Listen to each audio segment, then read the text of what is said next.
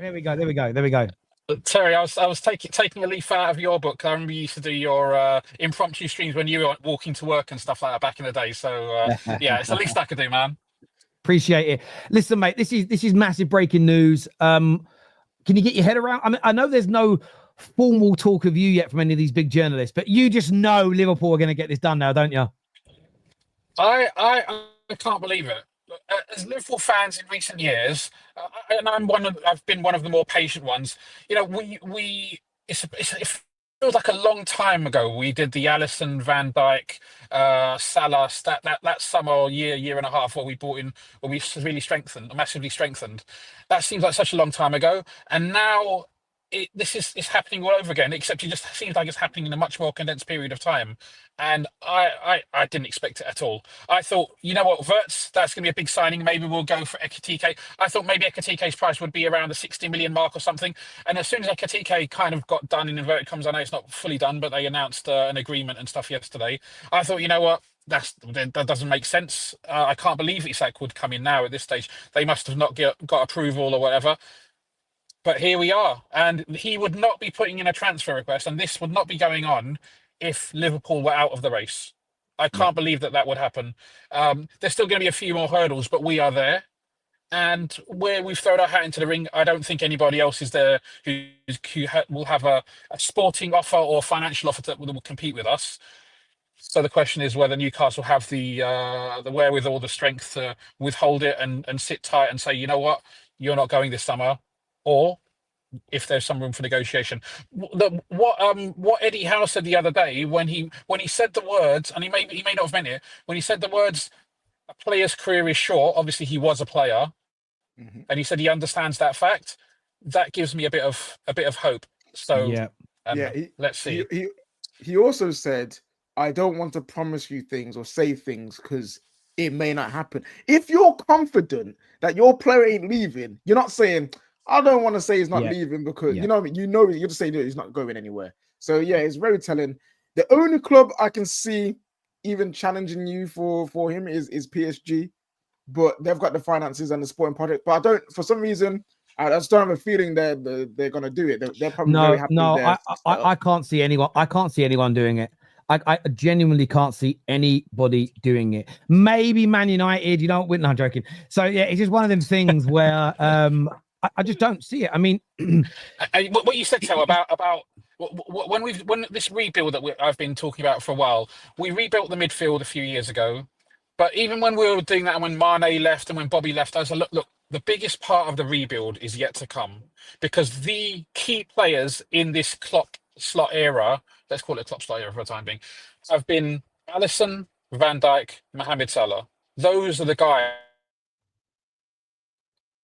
The stalwarts that from the moment they walked through the door, they were world class, and that's where replacing them is going to be the question.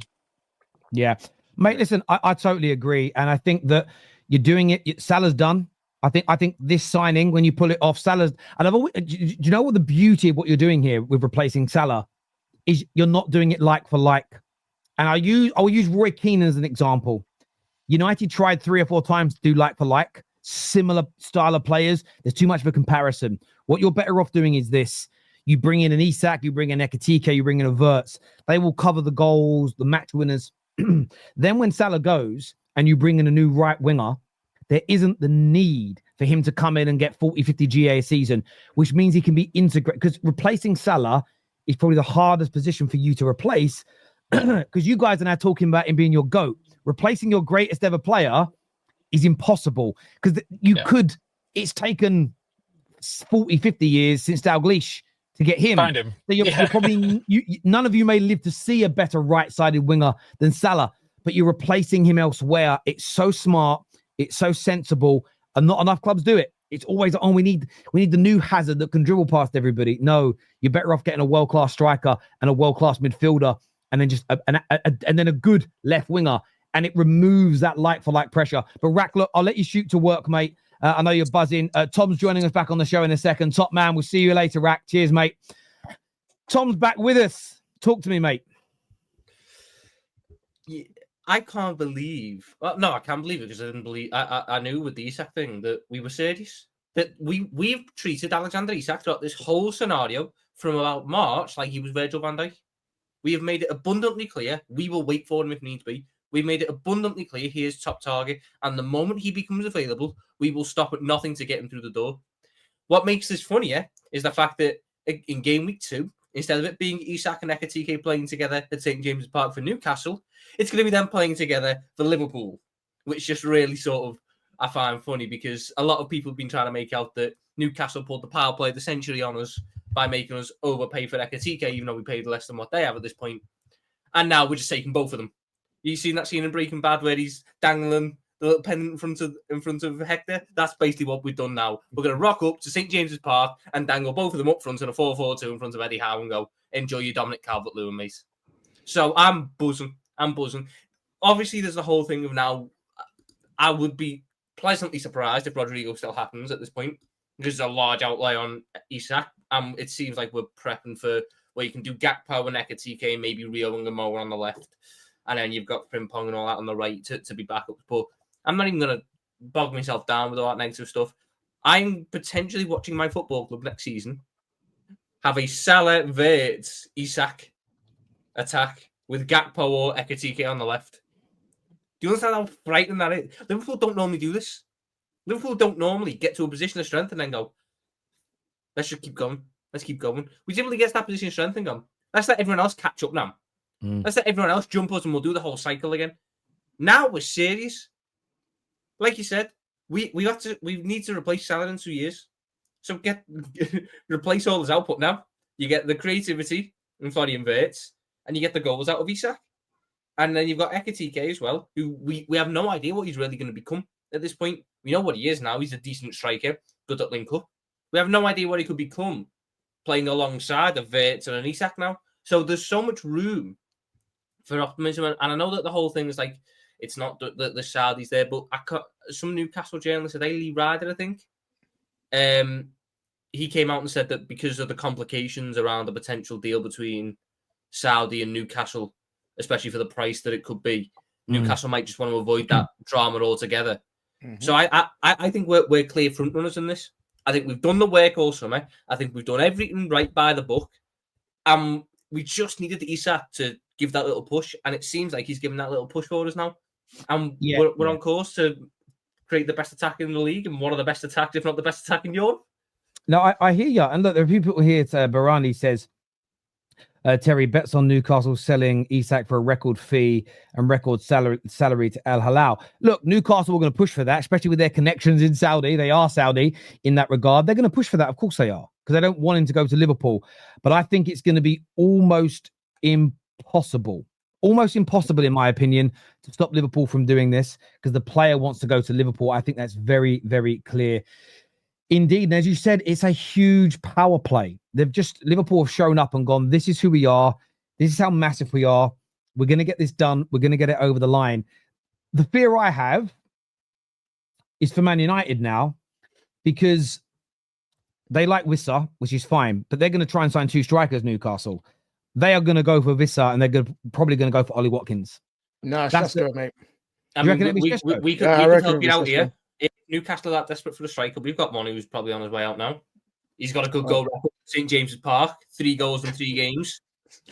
No one's taking Nunes, bro. Just let it go, man. Let someone else abroad take that. But no, I think Newcastle will go to Leipzig and be like, yo, we've done it with Isak. Let's do it now. I do feel that's the way they'll go. And they want that young striker to come in. And then Wissa will be the older backup striker with Premier League experience that they need to cover just in case. Because they were never going to play 4-4-2. They were never playing 4-4-2. I think anyone who saw that news was sort of like. We're talking about responding. Like, how do other clubs respond? Like, okay, Arsenal they went and got Gyökeres, so like that's good for their striker position. But you've got Wirtz, Ekitike, and you're gonna have Isak as well. How do Arsenal respond? How do Man City respond?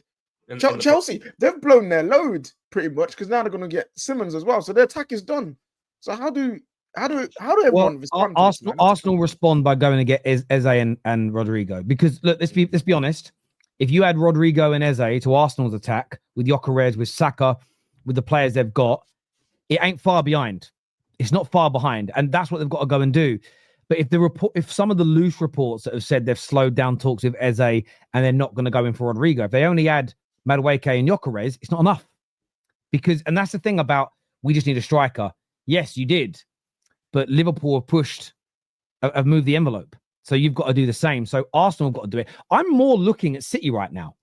I know they went and got Mamouche and spent 300 million in January, and they've gone and got Cherky and Reinders and Ait Nouri, but they need to do something. I thought they'd have done a lot more since the club. They've been at the Club World Cup for 3 weeks and they've done nothing, which I'm very intrigued by. They're looking at James Trafford to replace Edison. That's not good enough. That's another one Newcastle can't get as well.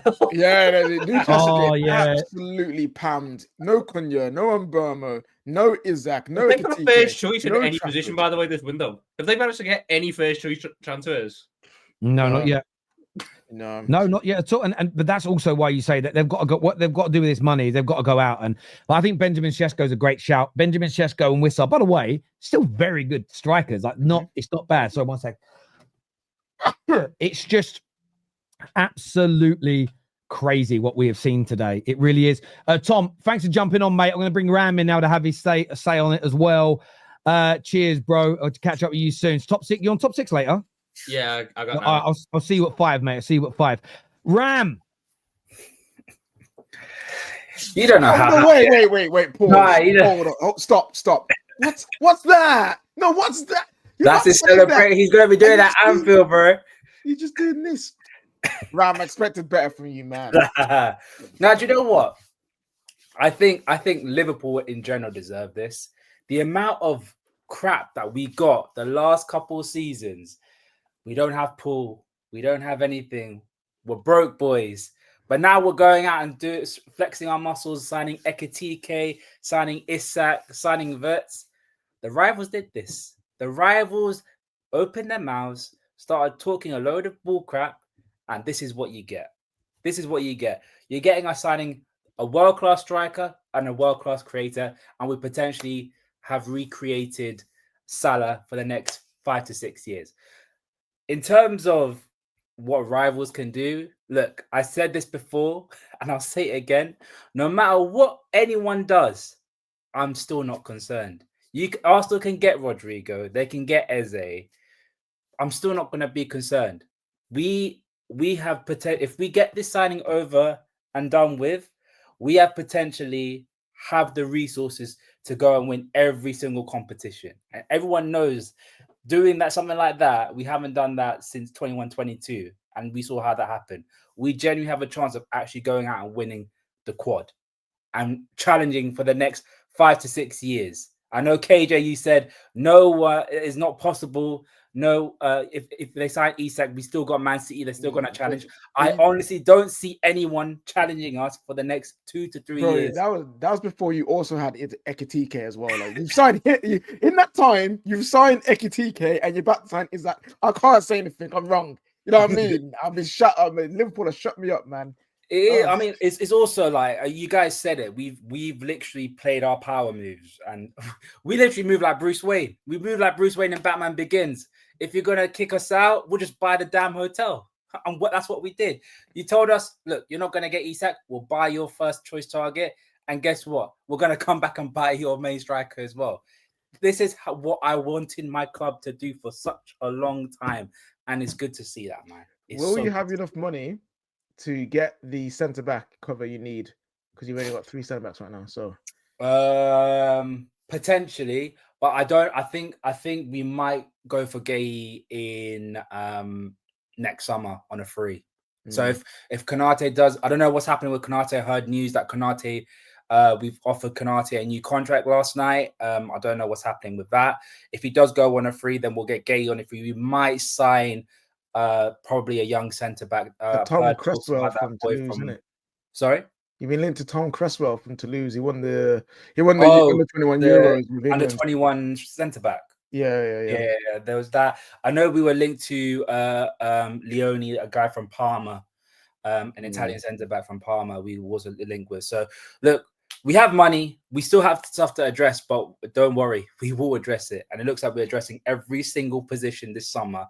And Terry, look, man, you saw your club do this for such a long time. The last 20, like from 1990 to 2013, you saw your club buying the best of the best, buying from the best of the best in the Premier League as well. Just let us have a chance, man. Like it's all good. It's all well and good. Like you saw it, now just let us have a chance. What you mean? Let you have a chance. You're taking it. We can't do nothing about it. We ain't got a chance. We got no say in this, mate. But no, I hear you. You're doing fantastic work, man. Ram, thanks for coming on, mate.